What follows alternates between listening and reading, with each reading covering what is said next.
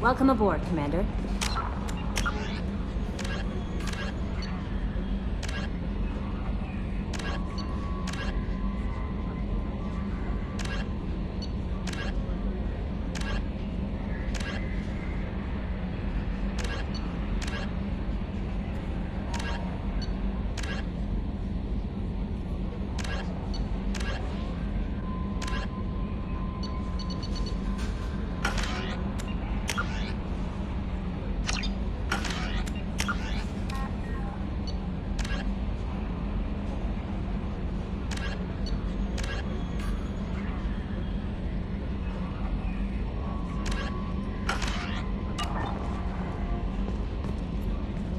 I'm Yeoman Kelly Chambers. I've been assigned as your administrative assistant. I'll manage your messages and help you monitor the crew. And I must say, it's such an honor to work under you, Commander Shepard. I'm glad to have you on the team, Miss Chambers. Please, call me Kelly. Okay, Kelly. Anything else? Do you have a moment to talk? I always have time for you, Commander. What are your responsibilities? I'll keep you notified of any messages or appointments you might have. If any of the crew has important business to discuss, I'll make sure you know. Isn't that the type of task better suited for a VI? Yes, but being your yeoman is just my official role. Unofficially, I observe the crew. Everyone knows how risky our mission is. Many of us may not be coming back. That's a lot of pressure. I have a degree in psychology. I'm good at sensing when people are overly taxed. You make sure the crew's mental health is sound? Yes. I look for warning signs. I listen. It's not a full-time job, and it's most effective when done informally. We're lucky to have someone with your skills, Kelly. Thank you, Shepard. What else would you like to know? This organization has a dark reputation. Do you have any concerns working for them? Not at all. Our methods can be harsh, but Cerberus has noble objectives. We look out for human interests. Advance human technology, save human lives. They're good goals. It sounds like Cerberus wants to dominate all aliens and put humankind on top. Cerberus looks out for humanity, but that doesn't mean we hate aliens. My sister started a dog shelter, but she loved cats too. I love humanity. I also love Asari, Quarian, Turian, Solarian, Hanar. That isn't in conflict with Cerberus ideals. That's a very positive attitude. What can I say? I'm a people person. Anything else you'd like to talk about? How do you feel about being assigned to the Normandy? I was handpicked by the Elusive Man to help fight the greatest threat known to humanity. How do I feel? Honored, exhilarated, terrified. But mostly I feel encouraged. Under your leadership, we can't fail. Don't worry. We'll defeat the Collectors. I trust you implicitly. The moment I met you, I knew I could close my eyes, fall back, and you'd be there. I might do more than catch you, Kelly. Now that's an enticing thought. Anything else you'd like to talk about? I better go. Okay. Maybe we'll talk later.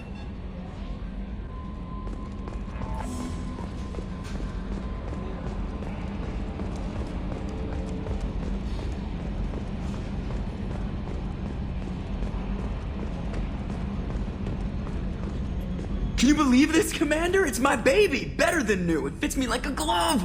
And leather seats!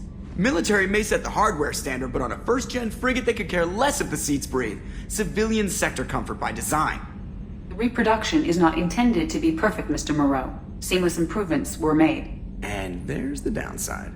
I liked the Normandy when she was beautiful and quiet. Now she's got this thing I don't want to talk about. It's like ship cancer.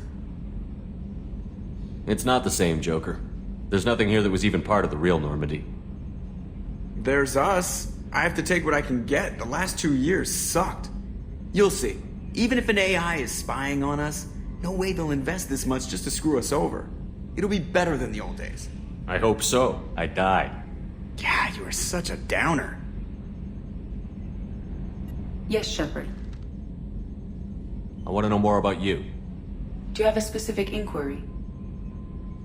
How are you getting along with Joker? Mr. Moreau does not trust me. It offends him that I am installed aboard his ship's computers. Yeah, the last Normandy did just fine without an AI reminding me the airlock is ajar. Why are you named Edie? EDI is the phonetic pronunciation of EDI.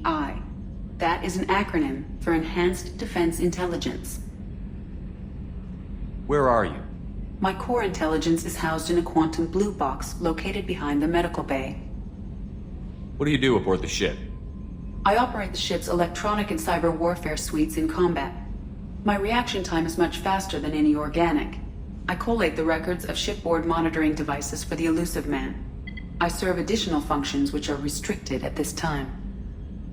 Cyber warfare means things like viruses, right? In close-range ship-to-ship combat, I can sometimes break through the firewalls of an enemy's internal wireless network.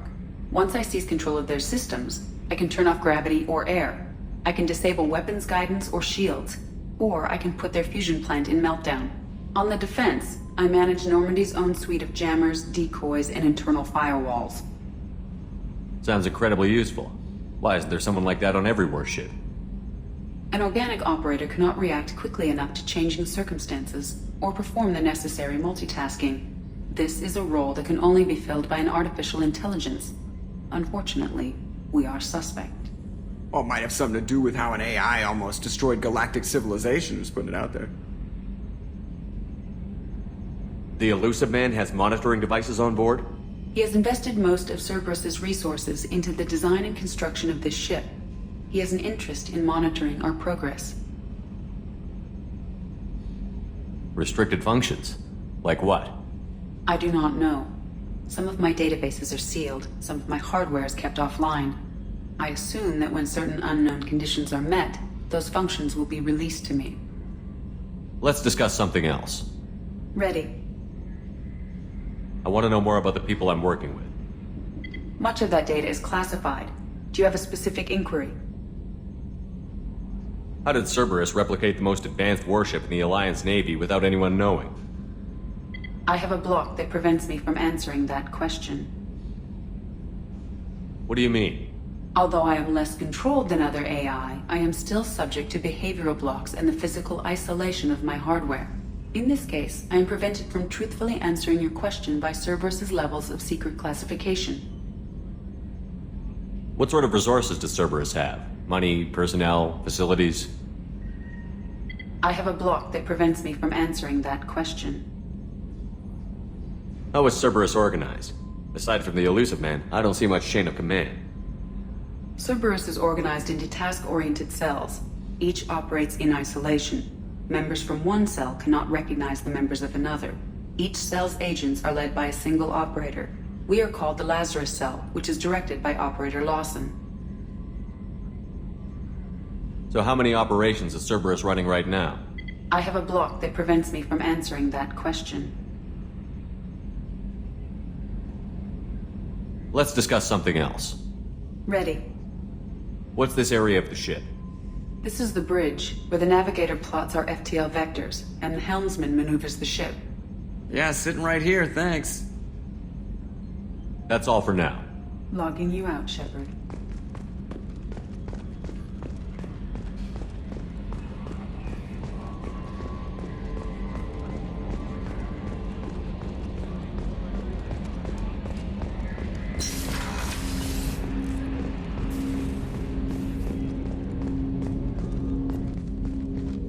Commander, there hasn't been time to really settle in and take stock. I want to say that working with you is a great opportunity to do something that matters. It's a privilege to serve on the Normandy, Commander. You may change your tune if we end up like the original Normandy. Maybe. As long as the Elusive Man walks his talk, and you do the same, I'll do my best to make sure we succeed. That's been the condition for my service so far. I have issues with certain actions Cerberus has taken in the past. What has Cerberus done to make you nervous? A lot. They've been called terrorists, and with good reason. Doubt you can find a more checkered past. But if the Collector threat is real, and we do something about it, Cerberus will be remembered differently. Or we'll all be tried and executed. Can't count on people thinking about it as hard as I have. I look forward to working with you, Mr. Taylor. Likewise, Commander. Let me know if you need anything.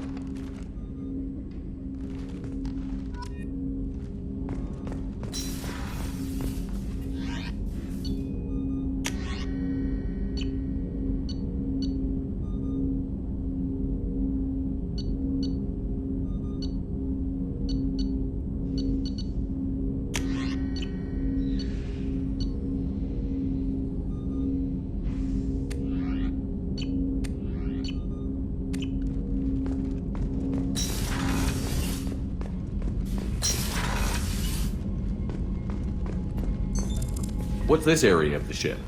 This is the FTL communications room. In addition to interfacing with the FTL comm network, Normandy is fitted with a quantum entanglement communicator linked to the Elusive Man's office. This allows lag-free communication even when you operate off the comm grid. Why aren't these used everywhere? Each quantum pair costs nearly as much as a comm relay, and can pass only one quantum bit of data at a time. In addition to the cost and bandwidth issues, the system is strictly point-to-point. To contact 100 different worlds, we would need to manufacture and install 100 entangled pairs, one link to each world. I've never heard of a quantum entanglement communicator. How does it work? Essentially, two subatomic particles are created in an entangled state. One is installed here, and the other in the Elusive Man's office. When one particle occupies a given quantum state, its entangled partner will always enter the opposite state, no matter the distance between them. If we alter the state of our particle, that alters the state of the Elusive Man's. This allows us to send data in the form of quantum bits. That's all for now. Logging you out, Shepard.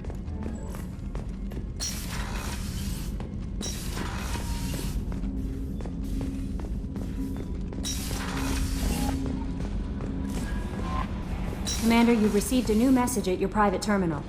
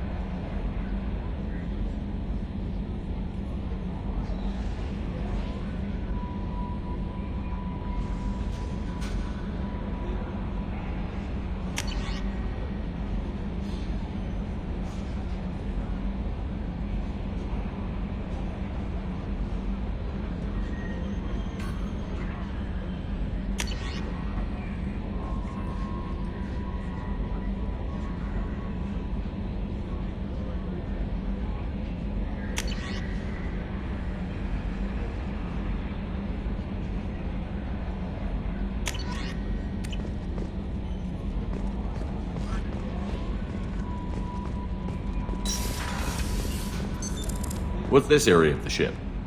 This is the Combat Information Center. Here, the crew receives sensor data and coordinates gunnery and damage control efforts. While Normandy is flown from the bridge, during combat, the commanding officer issues orders from the CIC.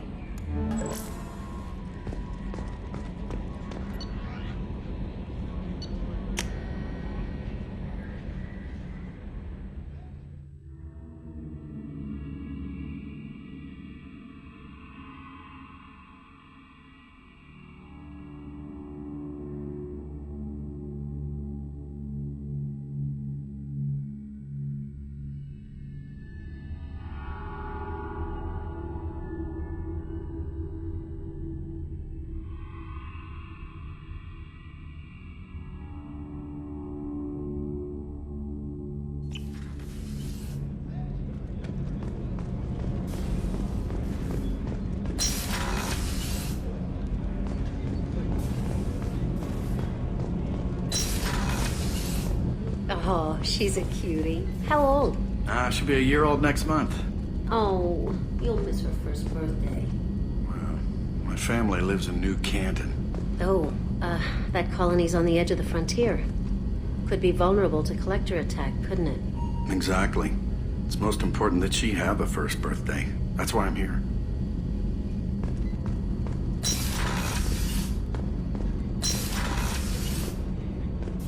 Shepard, the men's restroom is on the port side of the ship.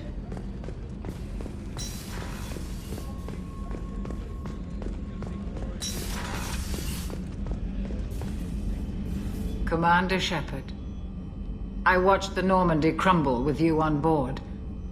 It's good to see you alive. I'm shocked. You're serving on a Cerberus vessel now?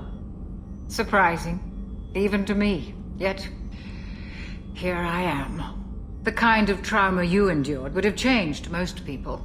But not you, I see. Welcome back, Shepard. Do you have everything you need? I believe so. This medical bay seems very much like the sick bay on the original Normandy. Only thing missing are my private reserves. I even had a bottle of Ceres Ice brandy that I was saving for a special occasion. I'll keep an eye out for a replacement bottle. Oh, you needn't. It's expensive, and we have much larger concerns ahead. Doctor, you've been with the Alliance for years. Why leave now? After the Normandy was lost, the surviving crew was reassigned. I was stationed at the Mars Naval Medical Center, a very respectable position, but it wasn't on a starship. Colonial military life isn't for you? I've spent most of my life on warships, never knowing what the next mission might bring. I'm used to the hum of engines, the creaking of bulkheads, that subtle vertigo when the momentum dampeners kick in. Life planetside is just too static, too boring. You're not the Cerberus type, Doctor. I don't work for Cerberus. I work for you. On a mission that may be crucial to the survival of the human race. I have faith that your dealings with Cerberus will be ethical. I trust you, Commander. There's a very good chance this mission will be a one-way trip. Are you prepared for that? I've been through the reclaiming of Shanxi, the Skillian Blitz. We survived the Battle of the Citadel and the destruction of the Normandy together. I've lived a full life. No regrets. I'd like to make sure the crew gets the same opportunity. I'll see you later, Doctor. Commander.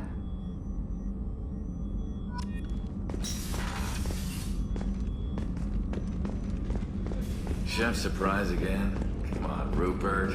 I'm sorry, Princess. Filet mignon and caviar coming right up. Let me just get out my doilies. That'd be real nice, Mr. Gardner. Commander Shepard, the hero of the Citadel. You did humanity proud that day. Master Sergeant Rupert Gardner here. How can I be of service? Do you have everything you need? I make do. But have you ever tried to prepare a decent meal with military provisions? I'm good, but I'm no miracle worker. Taking down the collectors is going to be rough business. The crew deserves a few fine meals before they throw themselves into the fire. What do you need? If I had some quality ingredients... Oh, shit. You've got more to worry about than grocery shopping on the Citadel. Forget I mentioned it. If I head that way, I'll keep an eye out. Much appreciated. Most of this list is probably standard fare for those namby-pambies on the Citadel. Anything else you'd like to talk about? What do you do here on the Normandy? What don't I do? Most think of me as the ship's cook, but I'm also the facilities technician and custodian. HVAC, plumbing, non-mission critical electrical. I make sure they're all clean and running. So the man cleaning the toilets is also preparing the meals. I wash my hands. Most of the time. This ain't no luxury liner. You have to pull your own weight in a Cerberus vessel, and I catch what falls through the cracks. Through the cracks. How do you feel about working for Cerberus? Damn proud. Cerberus gets the job done. The Alliance and Council have got their heads buried so deep up their butt puckers they can't see squat. It'll take good old human ingenuity to crush these collector vermin. Only Cerberus knows that. How did you find your way into Cerberus? Can you believe I was once a family man, working the EZO rigs along the frontier? I was happy enough, but losing everything to Batarian raiders can change your outlook. I needed to make a difference. I'm no soldier, but I've got skills, and Cerberus keeps an eye out for talent. I'll do whatever it takes to help, be that plumbing a sewer, routing an air duct, or keeping everyone's bellies full. I won't take any more of your time. Back to work.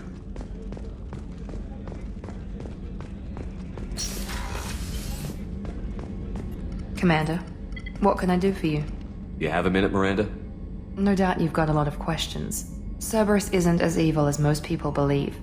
If I can help allay any of your concerns, I'd be happy to do so. So, what would you like to know?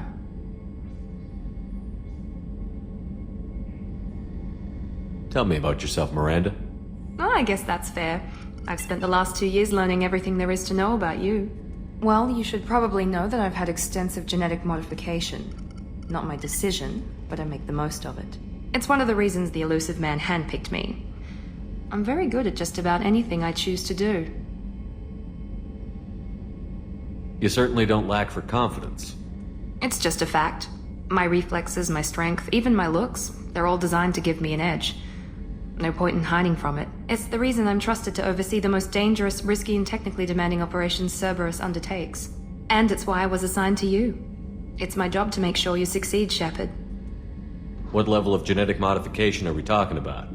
That's very thorough. Physically, I'm superior in many ways. I heal quickly, and I'll likely live half again as long as the average human. My biotic abilities are also very advanced. For a human. Add to that some of the best training and education money can buy, and, well, it's pretty impressive, really. Sounds like you were designed to be perfect. Maybe, but I'm not. I'm still human, Shepard. I make mistakes like everyone else. And when I do, the consequences are severe. Everyone expects a lot from someone with my abilities. Thanks for the information, Miranda. I'll talk to you later. Of course, Commander. Whatever you need.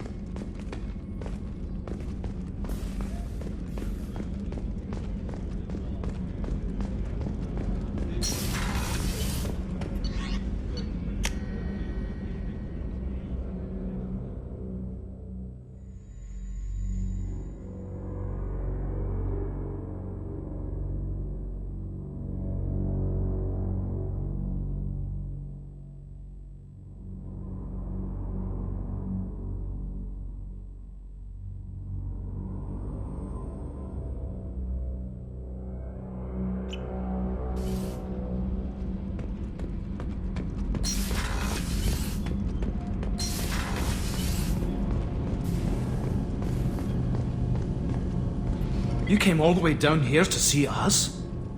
You're speaking to our commanding officer. I'm touring the ship, getting to know my crew. I'm Engineer Ken Donnelly, handling the power control systems. This is Gabby. That's Engineer Gabriella Daniels, actually. I'm responsible for the propulsion systems. What can we do for you, Commander? Are you set up okay down here? We can't complain. I just wish it didn't take so long to calibrate the FBA arrays. Kenneth, you're complaining. What kind of problems are you having? When they upgraded the Normandy design, they got a bit sloppy with the FBA couplings. I won't bore you with the tech, but there is an array of attenuators in the primary power transfer system that channels the field bleed. Kenneth, you're boring the commander with tech. In short, if we had T6 FBA couplings installed, it'd save us a lot of maintenance time each day. Why isn't something like that already installed? It's probably just a design oversight. Efficiency isn't affected, it's a maintenance issue. Also, the T6 model can be hard to find.